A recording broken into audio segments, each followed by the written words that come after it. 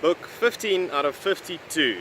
The book I read this week is What Everybody is Saying by Navarro, and he's an ex-FBI agent that specialized in body language and used it while doing his job.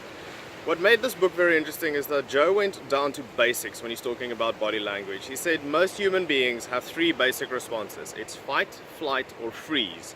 Now, freeze is the one response most people don't think about that often. And that's programmed into you from the right of the beginning. When the saber-toothed tiger came into the cave, your ancestors would freeze so the tiger doesn't see them. And we still do exactly the same thing even in our modern day, just in different ways. We make our body smaller, we pull our hands in, we don't puff out our chests, and we don't take up that much space. When we feel threatened, or when someone is being mean to us, or even when we're lying and we don't want to give it away. The other thing that he says is that human beings have three basic reactions. We either are happy and comfortable, or we're discomfortable, or we're busy pacifying. Now, pacifying is something I haven't heard before. And pacifying is we're trying to comfort ourselves. So examples of pacifying behavior is when you're rubbing your neck or the side of your face, or you're rubbing your shoulders, holding yourself a little bit. And all of that is just there to make you feel more comfortable. And usually this happens when you're feeling uncomfortable, you're in discomfort. The other thing he says is that discomfort doesn't always mean someone's lying. It can mean that they're just very stressed or uncomfortable with the situation. Now, the other thing that made this book interesting is that he sort of went the opposite of what everyone else says. Most people, when talking about body language, says you should look at the face. The face is what gives it all away.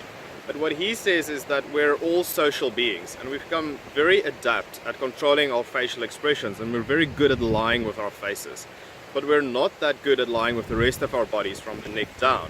So what he does is he looks at the feet first, then the hands and the torso to see if someone's lying. Because you can make your face lie, but it's not that easy for your brain to make the rest of your body also lie as well. So the first thing he says you should be looking for are the feet. What's easy with the feet is to look where they're pointing. So if you're in a conversation with someone and their torso is pointing towards you, but their feet are pointing away, that means that either they have somewhere to go, or they're not interested in the conversation and they want to leave. So be observant of that. If you notice that, do something about it. The other thing he says is with the hands. If someone likes you, they're going to have more hand gestures, you're going to be explaining better. So look out for those kinds of things. Then something that was very interesting that he said he noticed when he was a child is that people look away from things that they don't like. So when he was a child, he realized that people who liked him, their eyebrows raised and they looked at him when he came into a room. But the people who didn't like him that much, they would sort of squint their eyes or look away a little bit. And that's very valuable to know. So next time you come into a room, look at that as well.